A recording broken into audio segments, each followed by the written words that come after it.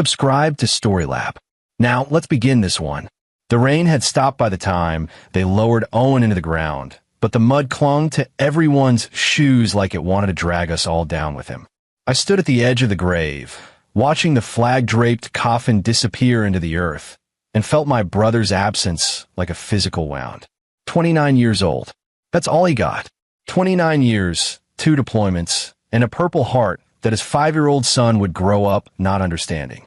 My name is Garrett Dunn, and I make documentaries about people who think they're untouchable. Corporate fraudsters, corrupt officials, con artists who prey on the vulnerable. I spend my life watching people lie, learning their patterns, understanding how they operate when they think no one's looking. It's made me cynical, maybe, but it's also made me very good at reading a room. The funeral was held at Arlington, full military honors. Owen had wanted to be buried in Virginia, near our grandparents, but his wife Marissa's family had pushed hard for Arlington. A hero deserves Arlington, his mother-in-law Guadalupe had said, dabbing at dry eyes with a handkerchief. I'd watched her carefully during the service. No tears, just a performance of grief. Marissa stood beside me, her hand tight on her son Tommy's shoulder. She looked hollowed out, like someone had scooped everything vital from inside her and left just the shell. Tommy, we called him that instead of Tommy. Owen's little joke about having a junior without the actual junior hadn't stopped crying since we got the news 3 days ago. His dinosaur tie was crooked, the one Owen had bought him before his last deployment. Dinosaurs are brave, Owen had told him. Like you're going to be. The Haynes family formed a wall on the other side of the grave. Guadalupe and Darwin Haynes, Marissa's parents, dressed in black that looked freshly purchased. Expensive. Darwin kept checking his phone, not even bothering to hide it. Beside them stood Terry and Milan Haynes, Marissa's younger sister and brother. Terry had the same calculating eyes as her mother, always assessing, always measuring what she could take. Milan was softer, weaker, the kind of man who went along with family schemes because he lacked the spine to object. I met the Haynes family exactly 4 times before today. Owen and Marissa's wedding 7 years ago. Tommy's birth. A 4th of July barbecue 2 years back. And once more when I'd driven down to Fort Bragg to visit Owen before his 2nd deployment. Each time, I felt like I was watching a transaction rather than a family gathering. The Haynes family didn't do things out of love. They did things for profit. Owen had known it too. They're not bad people. He'd told me on that last visit, sitting on his barrack steps, his duffel already packed for Afghanistan. They're just mercenary. Everything's a negotiation. Marissa's different, though. She got out from under all that. She's real, Garrett. She's the best thing that ever happened to me. You sure about that? I'd asked because I'd spent my career learning to trust my instincts, and my instincts said the Haynes family was trouble. I've never been more sure of anything, he'd said, and the way he smiled made me believe him. Owen had always been the optimist, the one who saw the good in people. It's probably what made him a great soldier. That belief that he was fighting for something worth saving. Me, I'd always been the skeptic, the one who assumed people were lying until they proved otherwise. The honor guard finished their rifle salute. The shots echoed across the cemetery, and Tommy flinched with each one. Marissa pulled him closer, whispering something in his ear. A bugler played taps, the notes carrying across the rows of white headstones, each one a story cut short. When they folded the flag, they presented it to Marissa. On behalf of the President of the United States Army, and a grateful nation, please accept this flag as a symbol of our appreciation for your loved one's honorable and faithful service. Marissa took it with shaking hands, holding it against her chest like it might bring Owen back. Guadalupe leaned over and whispered something that made Marissa's face tighten. I couldn't hear it, but I saw the effect. After the service, there was a reception at a hotel near the cemetery. I didn't want to go, but I knew Owen would have wanted me to look after Marissa and Tommy. I found them in a corner of the conference room, Tommy asleep in one of the chairs, his small body curled around Owen's folded flag. How are you holding up? I asked Marissa, though it was a stupid question. How is anyone supposed to hold up? I don't know yet, she said. I keep waiting to feel something, but it's like I'm watching everything from underwater. Does that make sense? Perfect sense. I sat down next to her. Listen, if you need anything. Marissa. Guadalupe materialized beside us, Darwin trailing behind her like a shadow. We need to discuss arrangements. Arrangements. Marissa looked up at her mother, confused. For the house, the insurance, all of Owen's affairs. These things need to be handled promptly. Guadalupe's tone was brisk, businesslike. Your father, and I think it would be best if you and Tommy came to stay with us for a while. Give you time to sort everything out. I haven't thought about any of that, Marissa said, which is why you need family to help you. Guadalupe placed a hand on Marissa's shoulder, but there was nothing comforting in the gesture. It looked more like a claim being staked. We'll come by the house tomorrow and start organizing things. Something in my gut twisted. Maybe give her a few days, I said. She just buried her husband. Guadalupe's eyes fixed on me, cold and assessing. And you are? Garrett Dunn, Owen's brother. The brother who lives in New York. The one who makes those little films. She said it like I made pornography instead of investigative documentaries. We appreciate your concern, but this is family business. Marissa is family, I said. Of course she is. That's why we're helping her. Guadalupe's smile didn't reach her eyes. Owen would want us to take care of his family. Darwin finally spoke up, his voice surprisingly deep for a man with such narrow shoulders. There's a lot of equity in that house. A lot of decisions to make. Marissa's in no state to handle it alone. I'm sitting right here, Marissa said quietly. You could talk to me instead of about me. Of course, darling. Guadalupe's tone turned syrupy. We're just trying to help. You know how complicated these things get. Owen's benefits, the house, his accounts.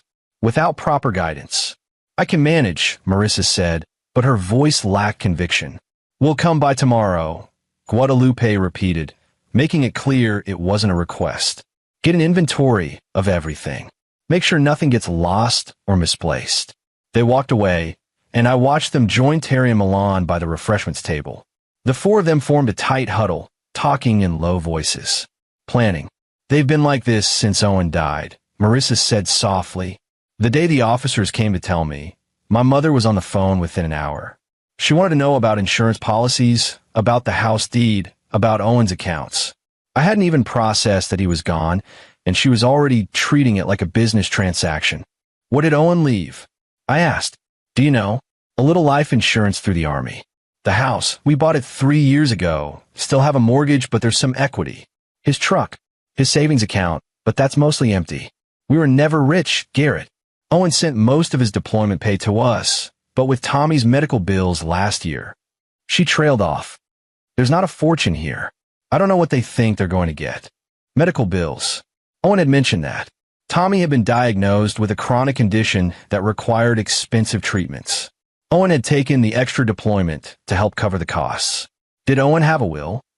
I asked. Marissa shook her head. We talked about it. He said he'd set one up before his last deployment, but I never saw any papers. I don't know if he actually did it. Something about that bothered me. Owen was thorough, especially about things that mattered. If he'd said he was going to do something, he did it. 2 days later, I drove down to Fort Bragg, to the house Owen and Marissa had bought in a quiet subdivision outside the base. It was a modest place, 3 bedrooms, a small yard where Tommy's swing set sat rusting in the corner. Owen had sent me pictures when they'd moved in, pride evident in every frame. Our forever home, he'd texted. I pulled up at 8 in the morning, expecting to find Marissa and Tommy having breakfast, but instead I found Marissa standing on the front porch, Tommy beside her crying, both of them locked out of their own house. Through the front window, I could see the Haynes family inside. Guadalupe was directing Milan and Darwin as they moved furniture, stacking boxes, going through Owen's things like they were at a yard sale. Terry had Tommy's toy box overturned, sorting through action figures and stuffed animals. I got out of my car, my blood already boiling. What the hell is going on? Marissa turned to me, and I saw the fight had gone out of her. They came this morning, early. My mother said they were going to help me organize, but when I went to get Tommy dressed, they changed the locks. They said only blood family has rights here. That I'm nobody. That's insane. This is your house. They said Owen bought it before we were married, that it's technically his family's property now, that I don't have legal standing. Her voice cracked. They're taking everything, Garrett. Owen's medals, his uniforms, his letters. Everything that was his. Tommy was sobbing, clutching at his mother's leg. I want my dinosaurs, he kept saying. I want my daddy's picture.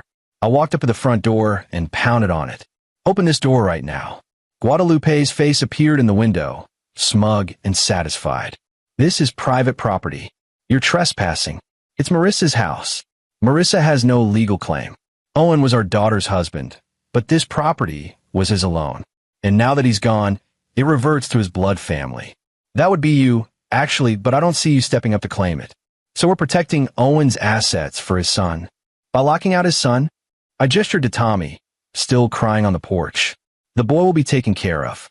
Once we've secured Owen's assets, we'll make arrangement for Marissa to have appropriate access. But right now, we're protecting what's rightfully ours. Only blood family has rights here. She's nobody. I looked at Marissa, saw the devastation in her eyes, and something inside me crystallized. This wasn't grief. This was theft. Vultures picking over Owen's corpse before it was even cold. I reached into my jacket and pulled out the envelope I'd been carrying since I left New York. I'd almost forgotten about it in the chaos of the funeral, but seeing the Haynes family's greed on full display reminded me why Owen had sent it to me in the first place. You should have checked one thing first, I said calmly, holding up the envelope so Guadalupe could see it through the window. Her eyes narrowed. What's that? Open the door and I'll show you. Unless you want me to call the police and explain how you're illegally occupying someone else's property. There was a long pause. I could see Guadalupe calculating, weighing her options. Finally, the lock clicked and Darwin opened the door. The house was already half-stripped. Owen's medals were laid out on the dining room table, being sorted like trading cards. His uniforms were in boxes. Pictures had been taken off the walls. It looked like a crime scene. You have 5 minutes, Guadalupe said. Then I'm calling the police myself. I walked into the center of the living room and opened the envelope. Inside were 3 documents. I'd read them on the plane, read them so many times I had them memorized. But I wanted to see the Haynes family's faces when they heard them for the first time. This, I said, holding up the first document, is Owen's will. Properly notarized, witnessed, and filed with the Army's Legal Affairs Office 3 weeks before his last deployment. In it, he leaves everything. The house, his truck, his savings, his benefits, to his wife Marissa and his son Tommy. Not to blood family, to his wife. Guadalupe's face went white. That's not possible. Marissa said she'd never seen it because Owen filed it directly with the Army. He wanted to make sure it was ironclad. No ambiguity, no room for interpretation. I looked at each of them in turn. You're in Marissa's house, touching Marissa's property, without her permission. You're lying, Terry said, but her voice wavered. This is a certified copy from the Army's legal office. I drove to Fort Bragg yesterday and got it myself. Want to call them and verify? I pulled out my phone. I have the case number right here. Darwin grabbed for the document, but I pulled it back. Not so fast. We're not done yet. I held up the second document. This is a letter Owen sent me 2 weeks before he died. He was worried about something. Want to know what it was? Silence. He was worried about you. I looked at Guadalupe. Owen told me that during his last video call home, you asked him about his will. Asked if he'd updated it now that Tommy was older, now that there was more to protect. He thought it was strange. Why would you care about his will? A mother's concern for her daughter's security, Guadalupe said smoothly. Except he called me right after and said something fell off. Said you've been asking about his finances, about the house equity, about his deployment pay. He said it felt like you were cataloging his assets. That's ridiculous. Is it? I walked over to the dining room table where Owen's medals lay. I picked up his Purple Heart, the one he'd earned when his convoy hit an IED outside Kandahar. Owen asked me to do something. He said if anything happened to him, I should make sure Marissa and Tommy were protected. He said he trusted me because I know how to spot a con. We're not con artists, Milan said. We're family. Are you? I held up the third document. Because this is interesting. It's a background check I ran on all of you. Did you know I have researchers who work with me on my documentaries? People who are very good at finding things people want hidden. The room went very still. Guadalupe Haynes, formerly Guadalupe Mercado, declared bankruptcy 15 years ago after a failed real estate scheme in Phoenix. Darwin Haynes, 3 years of tax liens against your name. Terry Haynes, currently under investigation by your employer for expense account fraud. Yeah, they're going to fire you next week, by the way. In Milan, you're underwater on 2 car loans and a gambling debt in Atlantic City. I set the papers down on the table. You're not here out of concern for Marissa. You're here because you're broke and you saw Owen's death as an opportunity. A chance to grab whatever assets you could before anyone realized what you were doing. You can't prove any of that, Guadalupe said, but her voice had lost its confidence. I can prove all of it, and I will if I have to. But here's what's going to happen instead. You're going to put everything back exactly where you found it. You're going to give Marissa her house key, and you're going to walk out of here and never contact her again unless she initiates it. No more helping, no more organizing, no more pretending you give a damn about Owen's memory. And if we don't, Darwin asked. I smiled, and it wasn't a friendly smile. Then I make a documentary. I call it The Vultures. I interview everyone you've ever screwed over, and my researchers found quite a few. I show your emails, your text messages, your whole sordid history. I premiere it at Sundance, and then I put it on YouTube, where it lives forever. Every time someone Googles your names, that's what they'll find. Your kids, your employers, your neighbors, everyone will know exactly who you are. You're bluffing, Terry said. Try me. I pulled out my phone and showed them the screen. I've already got a rough cut. 43 minutes. Want to watch? Guadalupe looked at Darwin. Something passed between them, a silent conversation that ended with Darwin's shoulders sagging in defeat. Put it back, Guadalupe said quietly. What? Terry looked at her mother in disbelief. Put it all back. Now. It took them an hour to restore everything they'd moved. I watched every step, making sure they didn't pocket anything. Marissa stood in the doorway with Tommy, not saying a word, just watching her family reveal themselves for what they really were. When they were done, Guadalupe handed Marissa the new key they'd had made. You've made a terrible mistake, she said. Families should stick together. You're right, Marissa said, speaking for the first time since they'd started putting things back. Families should, but you were never my family. You were just people I was related to. The Haynes family left, and the moment they were gone, Marissa sank onto the couch and started crying. Not the gentle tears from the funeral, but deep, racking sobs that shook her whole body. Tommy climbed into her lap, and I sat beside them both, one arm around each, letting them grieve. After a long time, Marissa wiped her eyes and looked at me. Was any of that real? The background check, the documentary? Every word, I said. Owen sent me that letter 3 weeks ago. He said he had a feeling something might happen, and if it did, I needed to protect you from your family. So I started digging. I was planning to talk to him about it when he got back from deployment, but I couldn't finish the sentence. He knew, Marissa whispered. He knew they'd try something. Owen always knew more than he let on. He just wanted to believe the best in people. I stood up and walked to the window, looking out at the suburban street. But he also knew when to prepare for the worst. Tommy had fallen asleep against his mother, exhausted from crying. Marissa stroked his hair, her expression distant. What am I supposed to do now? She asked. How do I raise him without Owen? How do I pay the mortgage? How do I? Her voice broke again. One day at a time, I said. And you're not alone. I know I live in New York, but I'm here whenever you need me. Owen made me promise. She nodded, but I could see the weight of the future pressing down on her. A widow at 31, a single mother with a sick child and a mortgage she couldn't afford on her nursing salary alone. I stayed for 3 days, helping Marissa start the process of settling Owen's affairs. The will made everything clear. She inherited the house, the truck, the savings account with its meager $8,000 balance.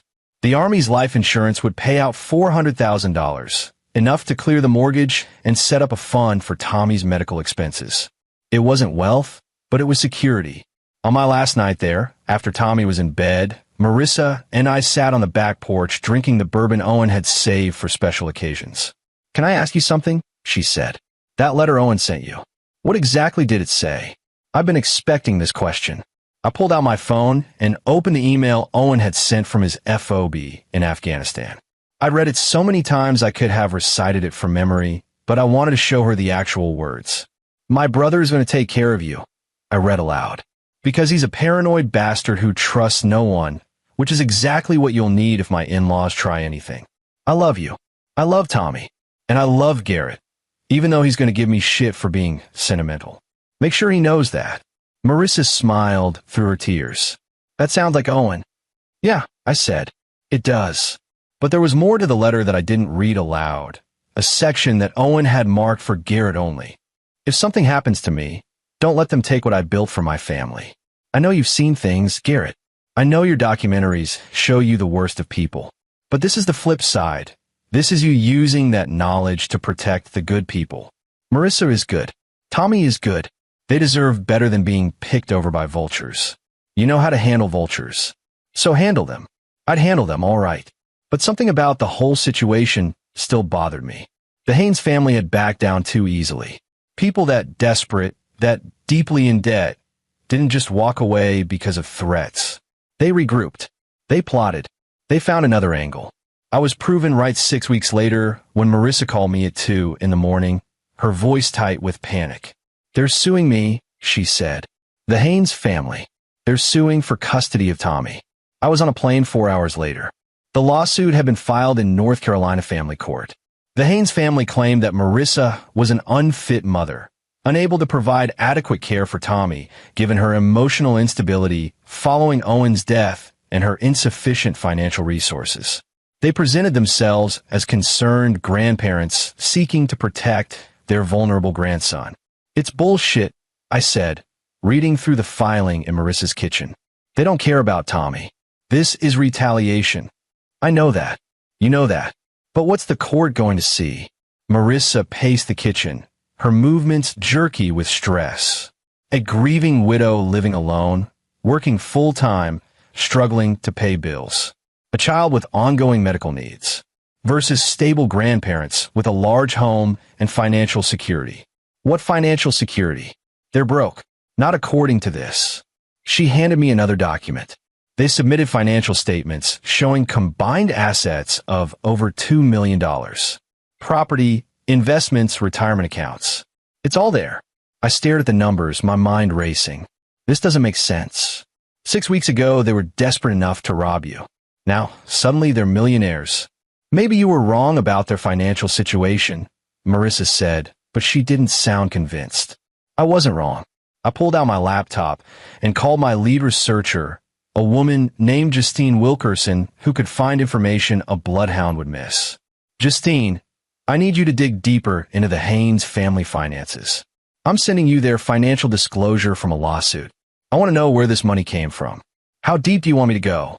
Justine asked. "All the way down. I want to know every transaction, every account, every asset. If they're lying about this, I want proof." It took Justine 3 days to unravel it, and when she called me back, I could hear the excitement in her voice. "Garrett, you're going to love this. Tell me, the Haynes family financial disclosure is completely fraudulent. Those investment accounts? They belong to Darwin's brother, not Darwin. The retirement accounts are borrowed against to the maximum. They're basically worthless. The property valuations are inflated by about 300%. And here's the best part. They took out a reverse mortgage on their house 2 months before Owen died. They're underwater on everything. Can you prove it? I've got bank statements, loan documents, property records. The whole package. They submitted false financial disclosure to the court, which is perjury. I felt a cold smile spreading across my face. Send me everything. The custody hearing was set for 2 weeks later. The Haynes family showed up in expensive clothes, playing the part of concerned grandparents to perfection. Guadalupe testified about Marissa's erratic behavior and emotional instability. Darwin talked about Tommy's medical needs and how they had the resources to provide better care. Terry, who'd been fired from her job, just as I predicted, lied and said she was a stay-at-home aunt who would be available to help with child care. Their lawyer was good, I had to admit. He painted a picture of a struggling young widow in over her head, contrasted with a loving, stable family ready to step in. Then it was our turn. Marissa's lawyer, a sharp woman named Vera Pollard who specialized in family law, called me to the stand. Mr. Dunn, what is your occupation? I'm a documentary filmmaker. I specialize in investigative journalism, primarily exposing financial fraud and corruption. And what is your relationship to the plaintiffs in this case? They're my former sister-in-law's parents. Former, because I think after today, Marissa will never consider them family again. Objection, the Haynes lawyer said. Sustained, the judge said. Mr. Dunn, please stick to facts. Of course, Your Honor. I pulled out the folder Justine had prepared. I'd like to submit evidence regarding the plaintiff's financial disclosures to this court. The next 30 minutes were the most satisfying of my life. I walked the judge through every lie, every inflated asset, every hidden debt. I showed bank statements proving the Haynes family was facing foreclosure. I showed the reverse mortgage papers. I showed Terry's termination paperwork. I showed Milan's gambling debts, complete with threatening letters from bookies in Atlantic City. Your Honor, I said, the plaintiffs submitted false financial information to this court.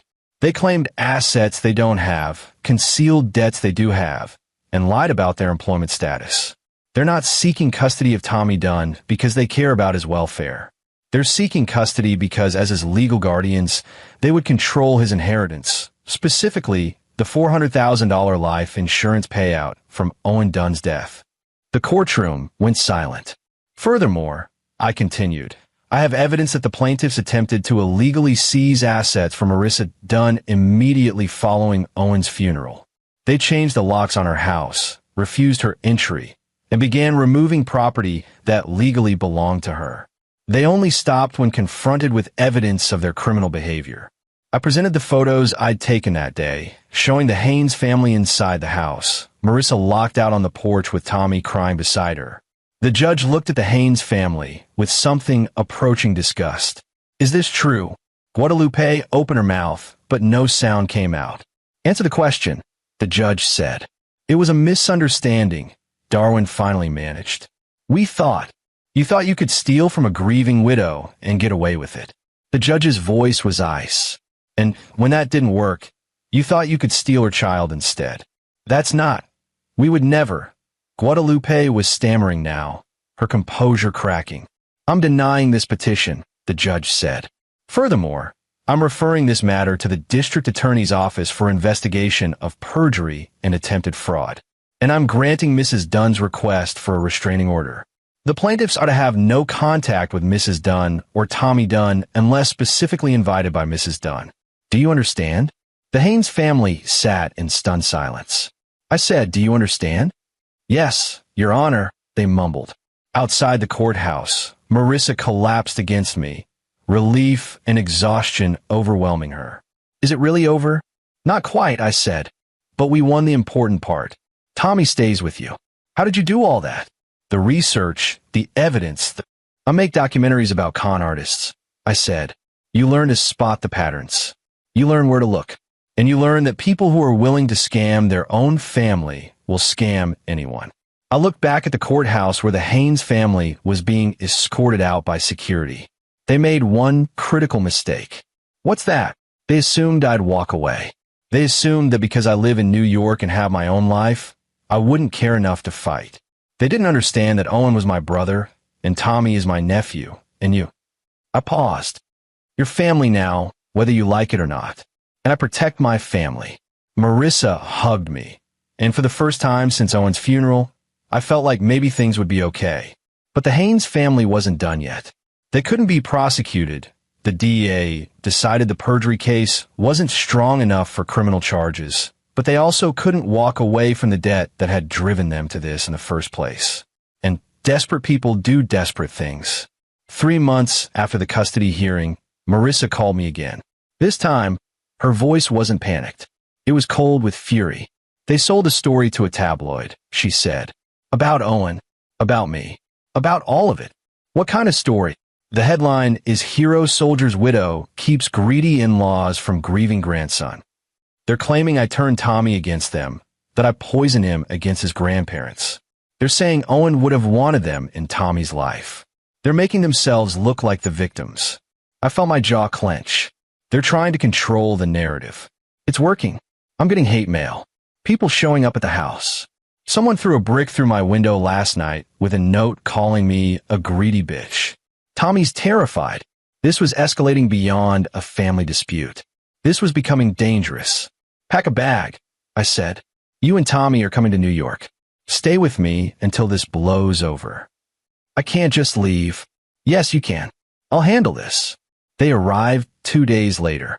Tommy was quiet, withdrawn, nothing like the energetic kid I'd met at the funeral. The brick through the window had shaken him badly. Marissa looked exhausted, dark circles under her eyes, jumping at every sound. I set them up in my guest room, and then I went to work. The tabloid story had been picked up by several online outlets, each one adding their own spin. Some painted Marissa as a gold digger who'd married Owen for his benefits. Others suggested she was mentally unstable. A few conspiracy theorists even suggested Owen's death hadn't been an accident, that Marissa had somehow arranged it. It was all bullshit, but bullshit spreads faster than truth. I called Justine again. I need everything on the Haynes family. Every interview they've given, every social media post, every public statement. I want their entire online presence mapped out. What are you planning? I'm going to do what I do best. I'm going to tell the truth. It took me 2 weeks to put together the documentary. I called it Blood Money, the real story of Owen Dunn. I interviewed Marissa, showing her grief, her struggle, her strength. I showed Tommy's medical bills, the mortgage statements, the modest insurance payout. I showed Owen's will, his letter to me, his clear wishes for his family. Then I showed the Haynes family. I showed their bankruptcy records, their debts, their lies to the court. I showed the photos of them ransacking the house while Marissa stood locked out. I played audio of Guadalupe screaming through the window about blood family while Tommy sobbed on the porch. I interviewed neighbors who'd witnessed the brick through the window. I showed the hate mail, the death threats. I showed how the Haynes family's tabloid story had endangered a 5-year-old child. And then I did something I'd never done in a documentary before. I spoke directly to the camera. My name is Garrett Dunn. Owen Dunn was my brother. He died serving his country, believing he was protecting the people he loved. And in his absence, his in-laws tried to rob his widow and kidnap his child. Not for love, not for concern, for money. They failed, so they sold a story to a tabloid, painting themselves as victims and putting a 5-year-old boy in danger. This is the truth. This is what really happened. And this is what happens when good people don't speak up. I premiered the documentary on YouTube on a Tuesday morning. By Wednesday, it had 2 million views. By Friday, it had 10 million. The backlash against the Haynes family was swift and brutal. The tabloids that had run their story issued corrections. Social media turned against them. Darwin lost his job. Guadalupe's church expelled them. Terry and Milan's addresses were doxxed, and they had to move out of state. I didn't feel good about it.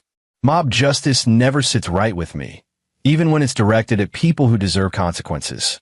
But I'd achieved what I needed. The narrative had been corrected, and Marissa and Tommy were safe. The hate mail stopped. The threats stopped. Marissa was able to go home, but I still wasn't satisfied. The Haynes family had been publicly shamed, sure, but they hadn't faced any real legal consequences. They'd lied to a court. They'd attempted fraud. They'd endangered a child. And they'd walked away with nothing more than embarrassment. That's when Justine called me with one more piece of information. You remember how I said the Haynes family took out a reverse mortgage on their house? Yeah, I kept digging into that. The mortgage company they used, Pinnacle Home Equity, seemed suspicious. Too many red flags. So I looked into them. And Pinnacle Home Equity is a predatory lender currently under investigation by the Consumer Financial Protection Bureau. They specifically target elderly and vulnerable homeowners, offering reverse mortgages with terms that are basically legalized theft. The Haynes family signed away their house for about 30 cents on the dollar. Jesus. It gets better. Guess who's listed as a referral partner for Pinnacle Home Equity, earning commissions on successful mortgages? I had a feeling I knew where this was going. Tell me, Terry Haynes. She referred her own parents to a predatory lender and took a $15,000 commission for it. I sat back in my chair, processing this. So the family that tried to steal from Marissa was being robbed by one of their own. Looks like it. And here's the thing. Pinnacle Home Equity is about to be shut down by federal regulators. When that happens, all their mortgages will be investigated. The Haynes family's mortgage will almost certainly be deemed predatory and illegal, which means they'll get their house back and won't owe the money. Unless someone tips off the regulators about Terry's involvement, I said slowly, about how she profited from scamming her own parents. That would change things considerably, Justine agreed. That would look like fraud. Real, prosecutable fraud. I thought about it for a long time. This was the line I'd never crossed before, actively sabotaging people rather than just exposing them. It was one thing to reveal the truth. It was another to weaponize it. But then I thought about Tommy crying on that porch. I thought about Marissa, locked out of her own home 3 days after burying her husband. I thought about Owen dying in a desert on the other side of the world, never knowing his family would betray his widow. Send the tip, I said. Justine hesitated. Are you sure? This would destroy them. They tried to destroy a 5-year-old kid, I said. I'm sure. The federal investigation took 6 months. During that time, Marissa and Tommy built a new life. Marissa returned to her nursing job at the hospital. Tommy started kindergarten. The insurance money, carefully managed, provided a cushion that let them breathe for the first time in years. I visited once a month, usually staying a weekend. I taught Tommy to play chess, just like Owen had taught me. I helped Marissa fix the fence in the backyard. We never talked about the Haynes family. They become ghosts, present in our history, but absent from our present. Then, almost exactly 1 year after Owen's funeral, I got a call from a federal prosecutor. Mr. Dunn? This is Assistant U.S. Attorney Hillary Peck. I'm calling about the tip you submitted regarding Terry Haynes and Pinnacle Home Equity. What about it? We've completed our investigation. I wanted to let you know that we're bringing charges. Terry Haynes is being indicted for mortgage fraud, elder financial abuse, and conspiracy. If convicted, she's looking at 5 to 8 years in federal prison. I felt something tight in my chest loosen. What about the rest of the family? Darwin and Guadalupe Haynes won't face criminal charges, but they're cooperating with the investigation. Apparently, when they found out their daughter had scammed them, they were more than willing to testify. Peck paused. They're also broke. The reverse mortgage is being unwound, but they owe back taxes, have massive credit card debt, and Darwin lost his pension in the bankruptcy proceedings. They're facing foreclosure on the house they just got back. What about Milan? He's testifying against his sister in exchange for immunity. Apparently, he knew about the scheme and said nothing. So the family that had tried to steal from Marissa had turned on each other the moment things went bad. I couldn't say I was surprised. Thank you for letting me know, I said. Actually, I wanted to ask you something, Peck said. That documentary you made about the Dunn case. It was part of what convinced my office to look deeper into Pinnacle Home Equity. We found over 200 victims. Families who lost their homes, their savings, everything. Because you shone a light on one case, we were able to help a lot of people. I was just trying to protect my family, I said. Sometimes that's how justice works, Peck replied. One case at a time. I told Marissa about the call that evening. She was quiet for a long time, watching Tommy play with his dinosaurs in the living room. Do you think Owen would approve? She finally asked. Of everything you did? The documentary, the investigation, all of it. Honestly, I don't know. Owen always believed in seeing the good in people. He probably would have wanted me to give them a chance to change, to be better. But you didn't. No, I didn't. Because people like that don't change. They just find new victims. I watched Tommy line up his dinosaurs for an imaginary battle. Owen believed in the good in people because he was good. But someone needs to deal with the people who aren't. That's my job. Marissa nodded slowly. Thank you. For everything. For protecting us. You don't need to thank me. Your family. 2 years later, I was back in North Carolina for Tommy's 7th birthday party. The kid had grown, filled out, got some color back in his face. The medical treatments were working, and the insurance money had covered everything. He was thriving. The party was in the backyard, full of kids from his school and their parents. Marissa was laughing, actually laughing, as she watched Tommy blow out his candles.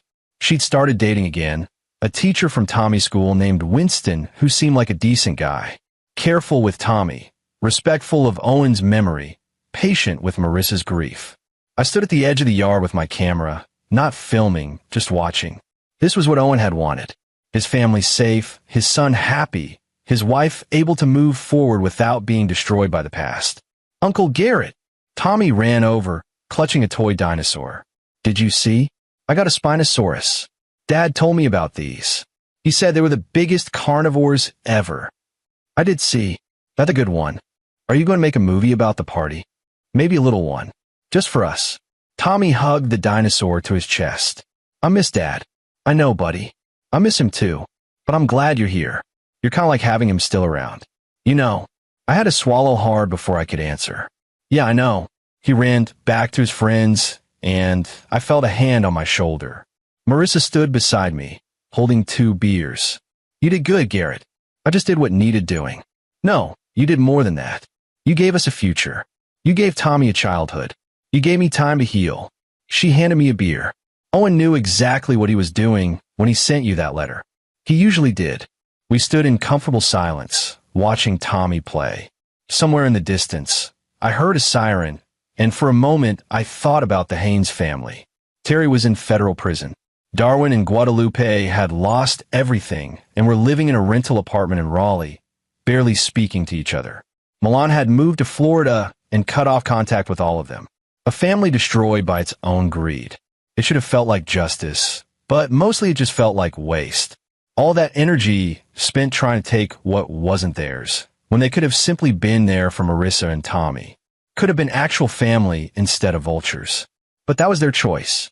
I'd simply made sure their choices had consequences. Hey, Marissa said, breaking into my thoughts. I got something for you. She reached into her pocket and pulled out an envelope. Tommy and I wrote you a letter. We wanted you to have it today. I opened the envelope carefully. Inside was a drawing Tommy had made. 2 stick figures labeled Uncle Garrett and me standing next to a dinosaur. Below it, in Marissa's handwriting, was a short note. Dear Garrett, Owen told me once that you were the strongest person he knew. Not because you're tough, but because you know what matters and you never give up on it. He was right. Thank you for never giving up on us. You're Tommy's hero. You're mine too. Love, Marissa and Tommy. I folded the letter carefully and put it in my pocket. You guys didn't have to do this. Yes, we did. Because you need to know that what you did mattered. That we see it. That we're grateful. I told you you're family. I'd do it again in a heartbeat. I know you would. That's what makes you you. As the sun set and the party wound down, I helped Marissa clean up the yard while Tommy showed Winston his new dinosaurs. It was ordinary, domestic, peaceful. Everything Owen had fought for. Everything he died for. And everything I'd fought to protect. My phone buzzed. A text from Justine. Just heard the Pinnacle Home Equity CEO was sentenced to 12 years. Your documentary was cited in the sentencing. Thought you'd want to know. I typed back. Thanks. Send me the details. But I didn't look at them right away.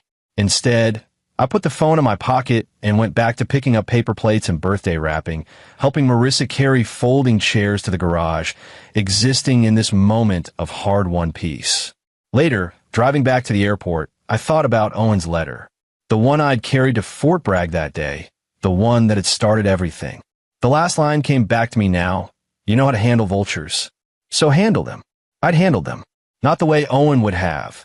He would have tried to reach them, try to show them a better way. But Owen was gone, and I'd done things my way. Methodically. Thoroughly. Without mercy. The Haynes family had wanted to claim blood rights to Owen's legacy. They'd wanted to take what a soldier had died protecting. And I made sure they paid for it in ways they'd never forget. Some might say I went too far. That I should have stopped at exposing their lies. That I didn't need to destroy their entire lives. But those people didn't see Tommy crying on that porch. They didn't hear Guadalupe shouting, "She's nobody," about a widow 3 days after the funeral. They didn't understand what these people would have done if I'd shown them mercy. They would have found another angle, another scheme, another way to hurt the people I loved. So no, I didn't go too far. I went exactly as far as I needed to go.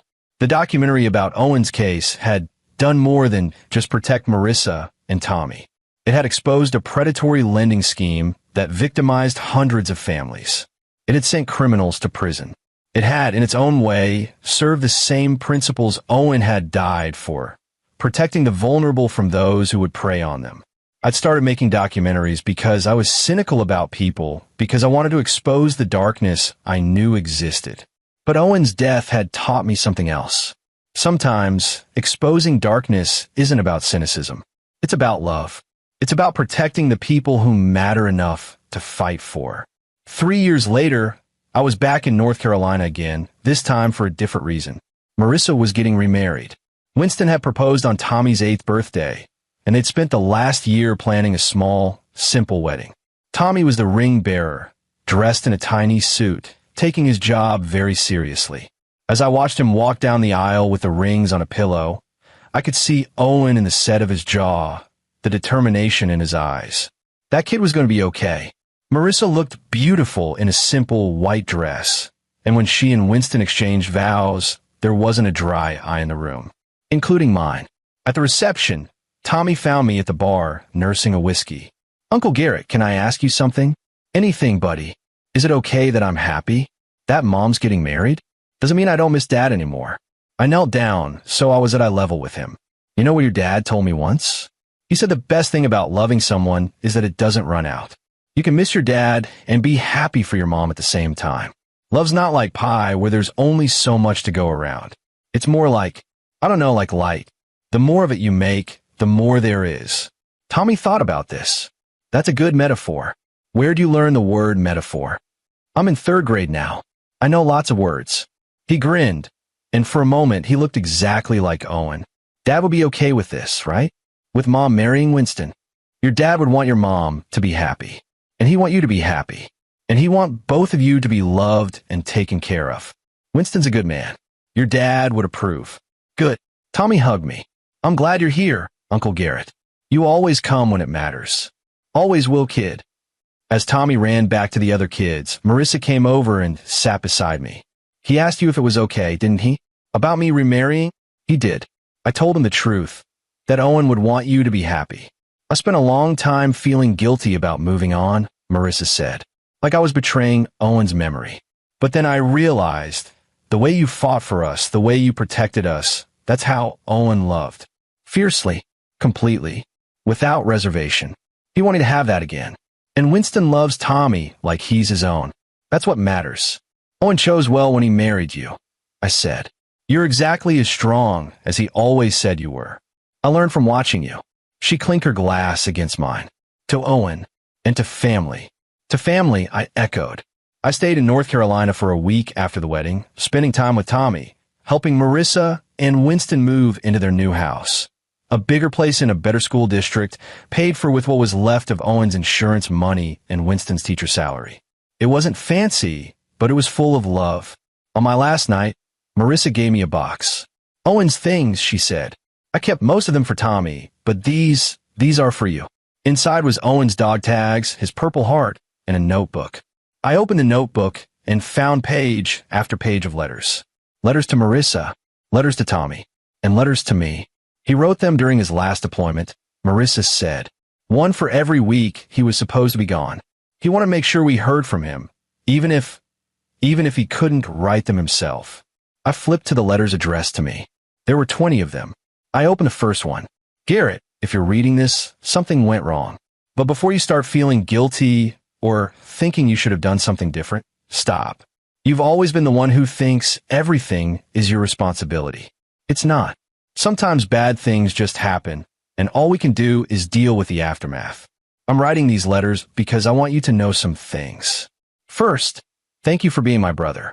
Thank you for always having my back, even when we disagreed. Thank you for being smarter than me and not being a dick about it. Second, Marissa and Tommy need you. Not to replace me. No one can do that, but to be their family. To be the person who shows up when things get hard. You're good at that. You've always been good at that, even when you pretend you're not. Third, whatever you're planning to do to the people who hurt my family, make sure it's worth it. Make sure you're not destroying yourself in the process. Revenge is easy. Moving forward is hard. Do both if you have to, but don't lose yourself. I love you, brother. Take care of my family. Owen." I read through all 20 letters that night, sitting alone in a hotel room, understanding for the first time just how well Owen had known me. He'd known I'd go after the Haynes family. He'd known I'd sacrifice my own peace of mind to protect Marissa and Tommy. He'd known I'd need permission to do what needed to be done and consequences be damned. And he'd given me that permission while also reminding me not to lose myself in the process. I thought about the past 3 years. The documentary, the investigation, the destruction of the Haynes family. Had been worth it? Had I lost myself? No, because Marissa was remarried and happy. Tommy was thriving. The Haynes family's predatory lending scheme had been shut down, saving hundreds of families. Justice, however messy, had been served. I hadn't lost myself. I found myself. Or maybe I'd just finally become the person Owen always believed I could be. Someone who used his cynicism and his skills not to tear down, but to protect. The next morning, I drove to Arlington. I've been avoiding it since the funeral, but now I felt like I needed to go. Owen's grave was in Section 60, among the other recent casualties. Someone had left fresh flowers, probably Marissa, before the wedding. The headstone was simple. Owen Charles Dunn, beloved husband and father. Hero. I sat on the grass beside the grave, not caring that it was damp from the morning dew. Hey, brother, I said. I read your letters. All of them. You were right about pretty much everything, as usual. Marissa's remarried. Good guy named Winston, treats Tommy like gold. Tommy's doing great. He's smart, he's strong, he's everything you hoped he'd be. The Haynes family. Well, I handled them. Maybe not the way you would have, but the way I needed to. They're gone. They can't hurt your family anymore. I miss you. Every day. But I'm okay. And Marissa and Tommy are okay. We're going to be okay. You were right about one more thing. Revenge was easy. Moving forward is hard. But I'm working on it. I'm trying to be the person who does both, who protects people and who keeps living. I think I'm getting there. Rest easy, brother. Your family's safe. I'll make sure they always are. I sat there for a long time, watching the sun rise over the rows of white headstones, thinking about sacrifice and duty and the different ways people protect the things they love. Owen had protected his family by serving his country, by being willing to die for something bigger than himself. I protected his family the only way I knew how, by being willing to destroy anyone who threatened them. Different methods. Same goal. Same love. As I walked back to my car, my phone rang. Justine, got a new case for you if you're interested, she said. Military contractor defrauding veterans' families. Looks like a big operation. I thought about saying no. I was tired. I'd spent 3 years consumed by Owen's case, and part of me wanted to walk away from all of it to make documentaries about something, anything else. But then I thought about Marissa standing on that porch, locked out of her own home. I thought about Tommy crying, reaching for toys he couldn't have. I thought about all the other families out there, grieving and vulnerable, targeted by people who saw tragedy as opportunity. Send me the file, I said, because that's what I do. I protect people who can't protect themselves. I expose people who think they're untouchable. I make sure that when bad people go after good people, there are consequences. Owen had fought his war with a rifle in a desert half a world away. I fought mine with a camera and a relentless refusal to let the vultures win. Different battlefields. Same war. And I was just getting started. This is where our story comes to an end. Share your thoughts in the comments section. Thanks for your precious time. If you enjoyed this story, then please make sure you subscribe to this channel. That would help me a lot. Click on the video you see on the screen, and I will see you there.